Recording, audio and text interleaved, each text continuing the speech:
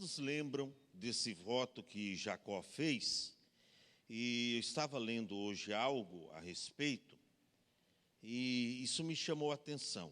Gênesis, no capítulo 28, verso de número 20, está escrito assim: E Jacó fez um voto dizendo: se Deus for comigo e me guardar nesta viagem que faço, e me der pão para comer e vestes para vestir, e eu em paz tornar a casa de meu pai, e o Senhor será o meu Deus. E esta pedra que tenho posto por coluna será casa de Deus. E de tudo quanto me deres, certamente te darei o dízimo. Eu já mostrei aqui que Abraão, que Jacó, eles viveram antes da lei, e já o dízimo imperava. Então o dízimo é antes da lei, na lei e depois da lei. Já mostrei aqui Jesus aprovando o dízimo. Jesus não foi contra, aprovando. Mas o que me chamou a atenção aqui é que Jacó, ele estava no acerto com Deus. Você vê isso, que aqui Deus começa a trabalhar de uma maneira diferente na vida dele. Já no capítulo 32, capítulo 33, quando ele já passa o Val de Jaboque, aí Jacó já vai se aprimorando. E aqui ele queria colocar as coisas espirituais em boa ordem. E ele faz um voto. Está escrito que ele votou dizendo: se Deus for comigo e me guardar nesta viagem que faço. Ele estava peregrinando, ele estava em viagem. Ele disse, e me guardar nesta viagem que faço, e me der pão para comer e vestes para vestir. Eu pergunto para você, Deus tem te dado pão para comer? Tem. Deus tem te dado vestes para vestir? Sim ou não? Aí ele diz no verso 21, e em paz tornar a casa de meu pai. Deus tem te dado paz, irmão? Até na tormenta, muitas vezes Deus nos dá paz. Aí ele diz, o Senhor será o meu Deus. E o que me chama a atenção, aí ele, uma pedra, que na noite passada, ele teve uma visão tremenda de Deus. Ele viu que era colocada uma escada, cujo topo tocava nos céus, e os anjos de Deus subiam e desciam por aquela escada. E depois dessa visão maravilhosa, ele pegou essa pedra e diz, opa, é uma pedra que ele tinha colocado por sua cabeceira. Ele, não sei se colocou na capanga, no embornal ou no bolso. Ele pegou aquela pedra. Talvez no bolso não cabia, mas ele a pegou. E ele diz, essa pedra que eu tenho posto por coluna será casa de Deus. E aí ele associou o seguinte, casa de Deus tem os compromissos, tem as necessidades, tem as contas para pagar. Ele diz, vai ser casa de Deus. E ele associou o seguinte, e tudo quanto me deres, porque casa de Deus precisa das ofertas, precisa dos dízimos. Ele diz, certamente te darei o dízimo. Eu estava lendo hoje, e o menino vai colocar no telão, sobre William Colgate. É o homem que mais cresceu em todo o mundo.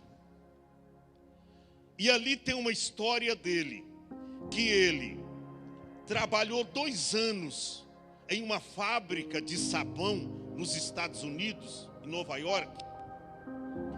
E por 2 anos ele trabalhou para alguém, uma fábrica de sabão. Está escrito, se você pesquisar desse homem, William Colgate, você vai ver.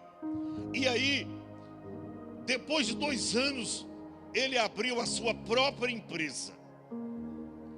E ele disse para ele mesmo, em oração, ele era de família cristã, escute bem isso. Ele diz, Deus, assim como está escrito na sua palavra, que um dia Jacó fez um voto a ti, de dar o dízimo de tudo. Se tu me abençoar nesta empresa que eu estou abrindo, eu lhe darei o dízimo de tudo que eu arrecadares. Mas interessante, está aí, ele começou com 10%. Esse argumento, irmão, não é criado não. Pesquisa acerca desse homem. Ele começou com 10%. E Deus começou a abençoar. E aí abriu a segunda, a terceira, a quarta, a quinta, a sexta empresa. E foi abrindo em outros países. Ele disse, eu vou dar 20% para a igreja. Aí, quanto mais ele dava, mais Deus abençoava. Aí ele optou para dar de toda a sua rendabilidade 30%, 40%. Ele chegou no número de 50%. E sabe o que os amigos de William Colgate, que também aquela Palmolive é do grupo dele, ele já foi, hoje é os netos, porque ele nasceu em 1800 e alguns números lá. Mas até hoje, quem não conhece a pasta Colgate e a Palmolive? É tudo deles, irmão.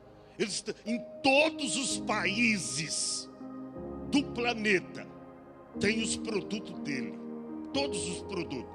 E alguns amigos dizem que antes de William morrer, ele diz, o meu desejo é de dar 90%. Está escrito aí que ele dava e ele mandava o empresário, ou seja, vamos dizer assim, o tesoureiro da empresa,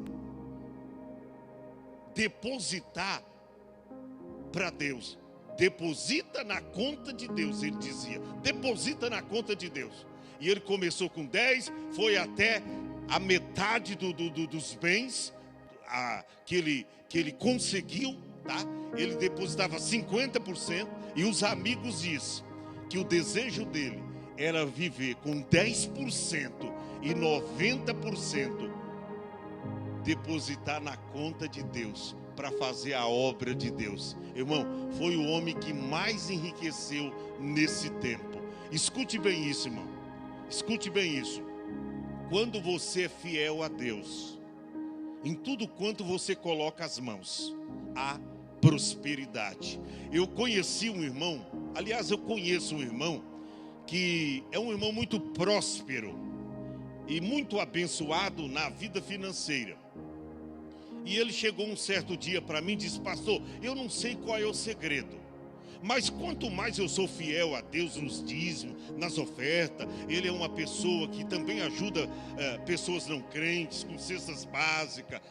Ele diz, quanto mais eu ajudo a obra de Deus, mais Deus me dá, mais Deus me faz prosperar. Irmão, quando você dá para Deus e dá com liberalidade de coração, olha, a sua sementeira, ela aumenta. A Bíblia diz, dai e ser-vos-á dado, boa medida, recalcada, sacudida e transbordante, vos medirão de novo, porque com a mesma medida com que medirdes, vos medirão de novo. Aprenda, irmão, lê a história. Está pensando, busque lá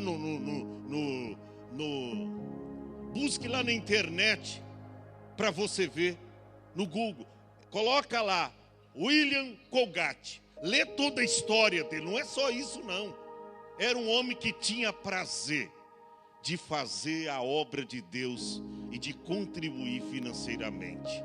Irmão, tem gente que é mesquinho para ajudar com 10%, para ajudar a dar uma oferta para missões, dar uma oferta na igreja. Ele pensa, parece umas 50 vezes. É melhor que não dê, irmão. Você tem que ter liberalidade de coração. Amém? Fique em pé. Senhor Jesus, nós vamos oferecer para Ti o nosso melhor.